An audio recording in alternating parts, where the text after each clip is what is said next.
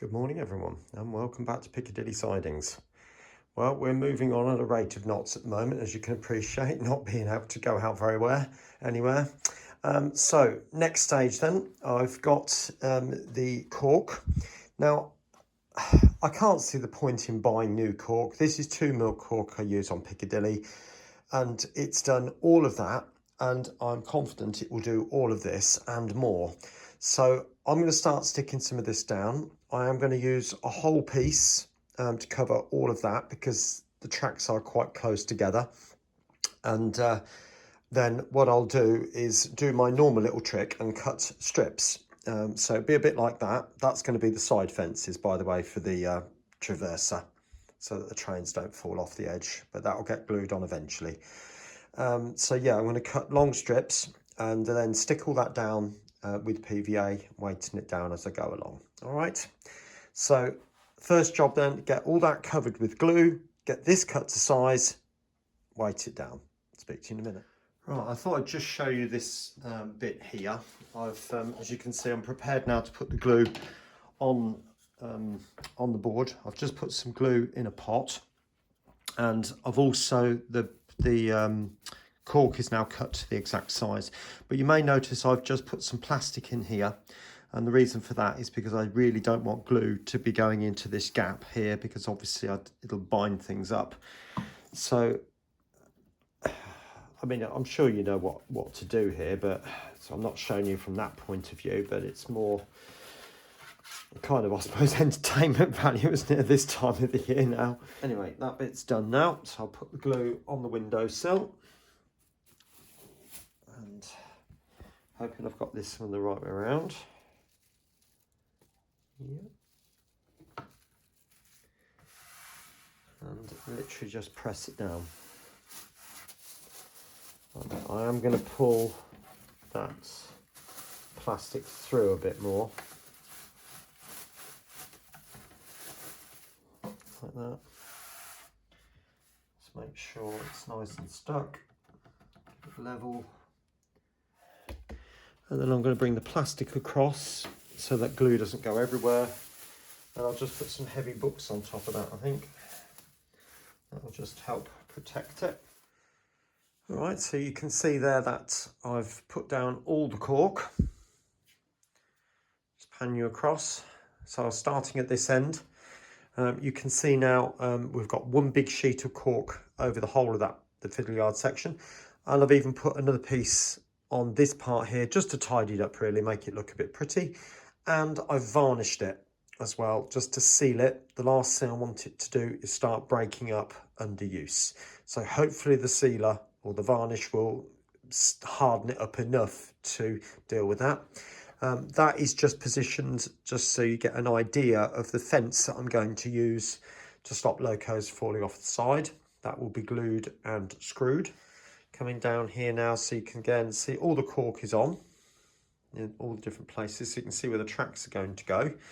And you might think, hang on a minute, what's that doing down there? There's a double track there. Well, the reason I've done that is because a lot of the tracks around Greater Manchester, which this layout is sort of kind of representing, even though it's made up, is they were double tracks, and a lot of stations have been taken up so they have a single track. I'm thinking of places like Glossop, I think that's one of them. So yeah, it's to sort of try and indicate that, although it's going to be a single track going out, I am going to just sort of put a little bit of track and then a few sleepers here and there, just to give the impression that there once was a double track running right through the whole station. All right. Anyway, I'm going to start now in gluing some of that track, or cutting it and then gluing it down, and soldering some wires on one end. All right, I'll speak to you soon. Okay, I am ready now to start cutting track, and I'm going to cut the fiddle yard part of it first. Now, I've clamped down this piece of wood here and that as a stop. The pieces of track are going to be 665mm long, and I'm going to screw down that piece of foam at the end to act as a buffer stop, just as I did on the fiddle yard upstairs. So if a loco does bash into it, it shouldn't do a lot of damage, and hopefully if I put a screw behind the end of every line, that should be enough to stop the locomotive without damaging it. I've then gone ahead and marked the 665 mark just there. So all I need to do is feed the piece of track through this clamp here, and then cut everyone off with the Dremel. Okay, there we go. We've got all the 6 tracks now cut to length in the way that I showed you in the last clip. And what I did then was to file down the end of the tracks and then remove the last sleeper. And they're all just there, so I can be using those as spare sleepers going underneath gaps. But also, if you remember me saying, I want to put in some sleepers to represent taken up tracks. So the same treatment's been happening with all of those, and I've made sure, taking you to the other end, I've made sure all the tracks are at 90 degrees to each other, or thereabouts anyway, so they might need a little bit of filing, but shouldn't be too much out. And then lastly, what I've then done is, you can see, soldered the wires. Now, that's how it's going to go on the layout, and I always have the live to either the front or the outside, if that makes sense. And because Piccadilly is a loop, that would mean that the live would be on the outside rail and the negative would be on the inside rail. But in this layout, the live would be at the front. Right, all the tracks are now positioned. They're not glued down by any means, as you can see. But what I need to do now is to check them for straightness. Now, there's 2 ways I'm going to do this. And first obvious way is I haven't got any track setters, but I'm going to use a metal rule, is to run the rule along and see, like I can see there is a slight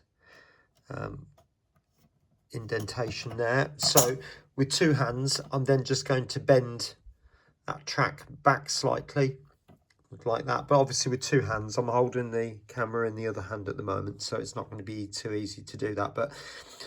And then look along it, so actually take you down and just check each track to see if they look straight, because it will be quite important, and do that. So they're not far off. I think that one I've just touched is probably, that one, third one in, is probably the worst one of the lot. Just needs a little bit of straightening up there, but they're not far off.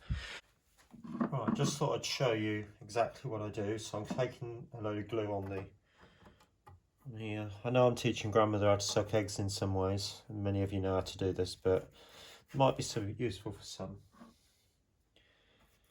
So literally just daub the glue onto the baseboard, directly on top of the felt.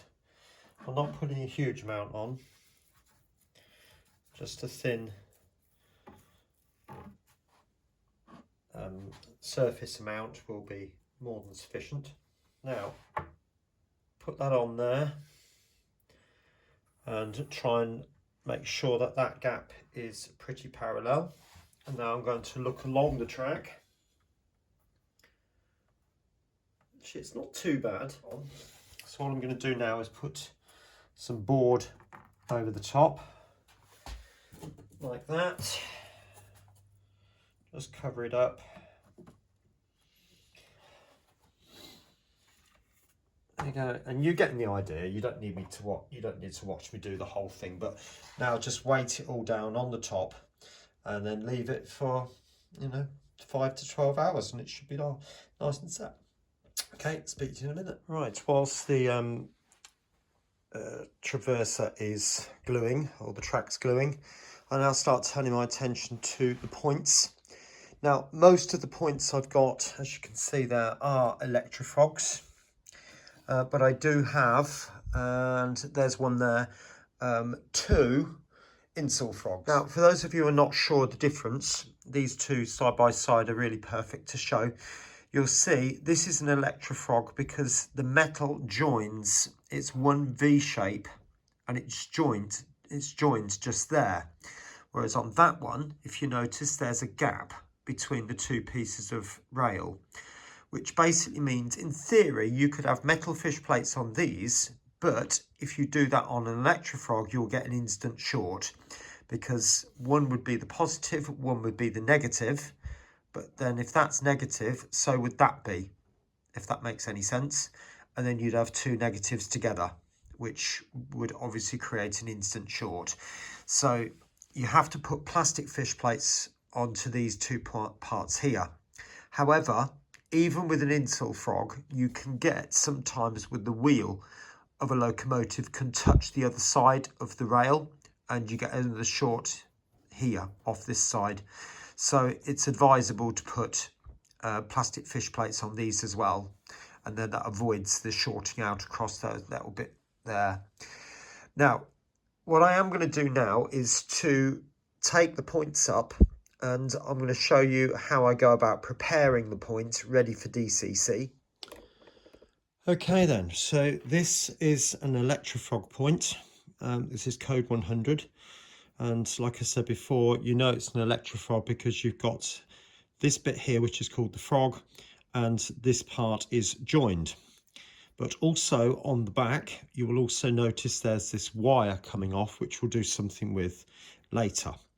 Now, there are a couple of things we need to do to this that before we make it ready for DCC. Now, the first thing is we need to separate the electricity or the current coming from these switchblades here going up to the frog section, because all of that is the frog section and all of that becomes live. So what we don't want to do is to have current coming from here when actually the frog is operating in the opposite orientation, if you like, the opposite polarity. So you'd get an instant short every time you switch the points. Okay, so we've got this connection just at the back here, and we need to break that connection. So that's my first job. So literally just take your snips and pull that off like that, and the other side, and there we go. So you can now see, hopefully there is a gap through the point there. All right, through those bits there. Now the next bit, you'll notice there is a gap down through here. So what we need to do, oh, so I just felt that bit of wire there. Actually, I'll just pull that out if you bear with me, because obviously that's still sticking up. There we go. It's right, I've removed that completely now. I just felt it on my finger. Now this open space here. Now what we need to do is to connect these two and these two.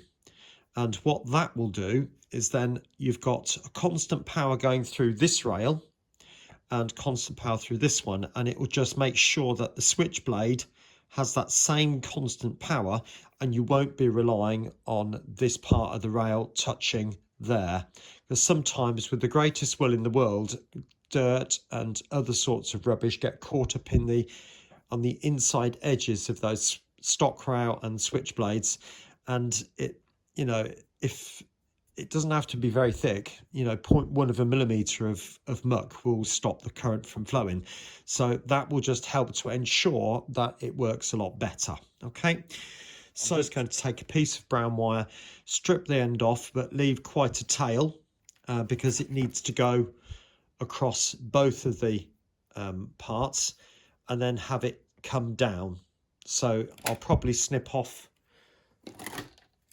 about that much. Next job would be to tin that, which I'll do now. Okay, so that's now done.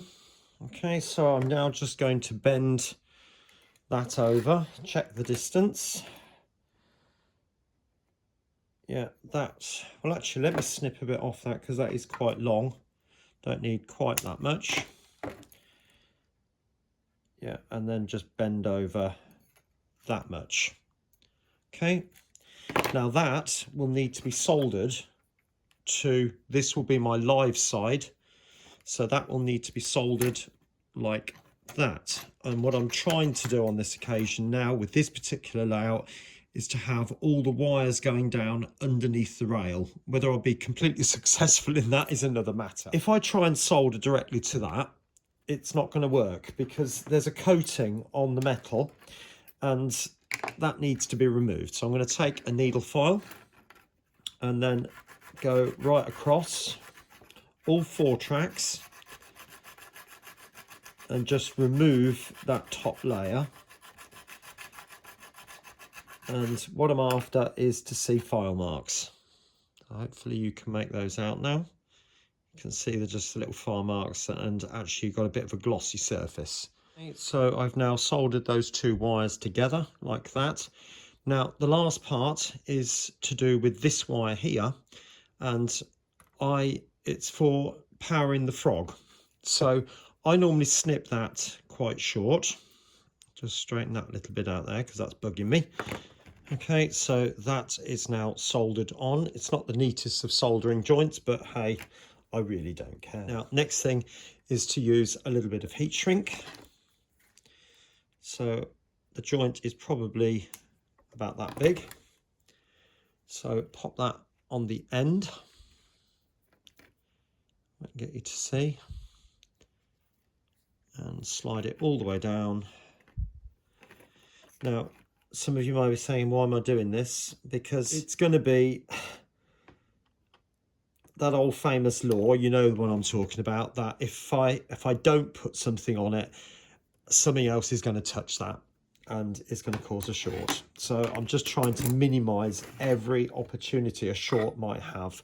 Then you take your soldering iron, and all I do then is literally just run it up and down. Oh, still got some solder on it, doesn't it? Never mind. So anyway, that is pretty much it. So what have I done?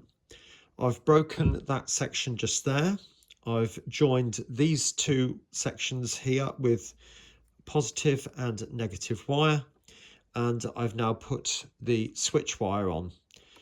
Right, you can see that's in, and once that's been glued down, that'll be absolutely fine. Now, the only other thing that I need to do now is to mark the position for the point motor. And you might notice there is a join in the board here, but I deliberately didn't put a bracing piece under there. If I take you down and show, see, there's the join in the board just there. So I can still drill my hole for the point motor when I do finally get around to fitting those. All right, so what you do is you mark of this tie bar, put a mark there and put a mark there, and then take the point out and then drill a hole in the middle of the cork. Now, I believe it's got to be 10 mil, so it is quite a big hole. And this is where we are so far now. All the points have been wired up and glued down. So those 2 at the end have dried and gone off. So I'm waiting down these 3 now. I've got this one to do. I've still got to wire it up. But that's the location it's going to go in. Now, one thing that I did do by error, you'll notice there are some extra holes here. That's because the batten originally went across at that point. But if you notice, that's where a point motor would go, and it would be just too close. So I've ended up moving it, and if you notice there are 2 verticals coming down. So I've moved it so it's the other side of those verticals. Yeah, so that the part now goes across this bit here. It doesn't matter because I can soon fill those in and it won't make the slightest jot of difference. But just to go to show you the holes, 2 holes for the electrical connection, which are going to go across the bridge pieces, like I said, going across just there, and another hole for the frog wire, which is just there, and a 10mm hole ready for the point motor.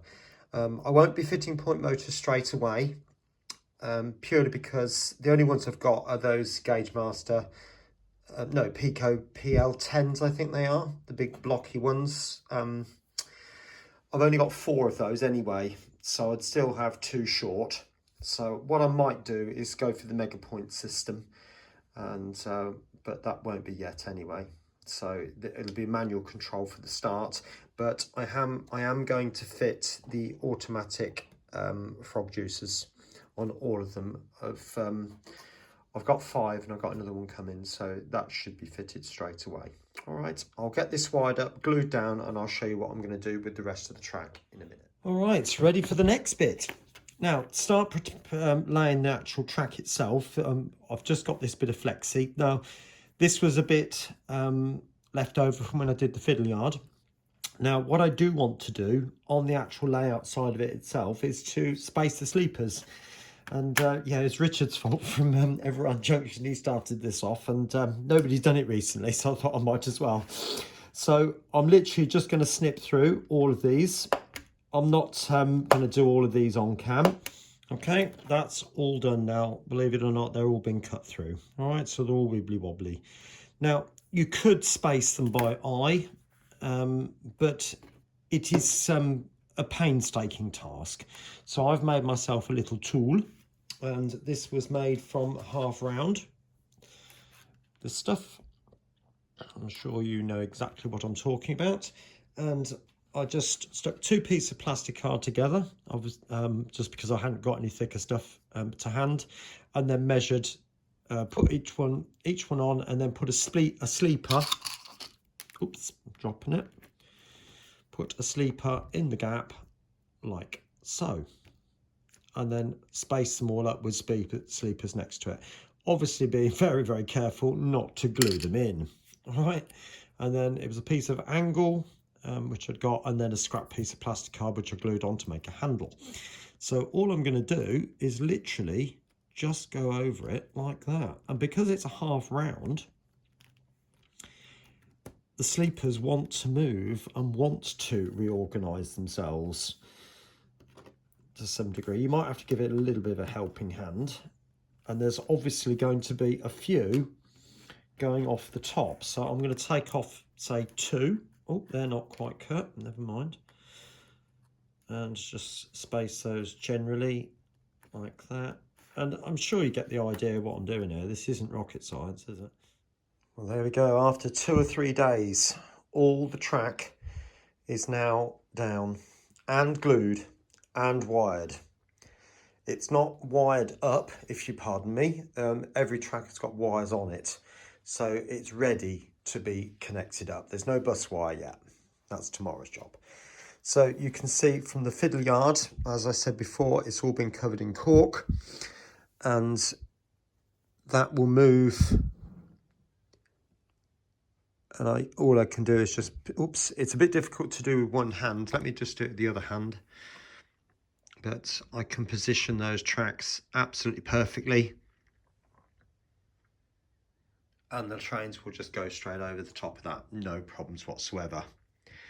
If it proves that I need to have a bolt, like they've got at the Hornby magazine layout, then I can soon do that. But at the moment, it's heavy enough to, it's got enough friction within it to just hold the tracks where I want to put them.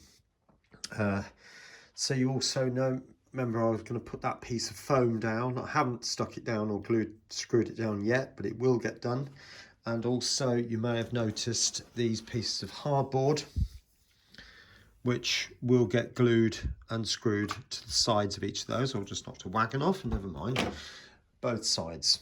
Okay, coming down here now, you can see all the points have been fitted, and all of them have the plastic fish plates.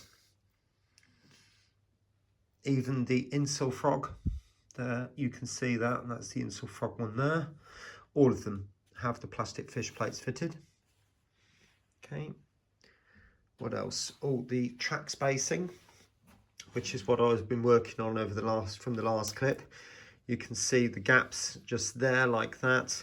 And obviously I haven't done the sleepers in the points, I mean, purely because they weren't. The sleepers were a lot closer on the points than what they were on the straight tracks.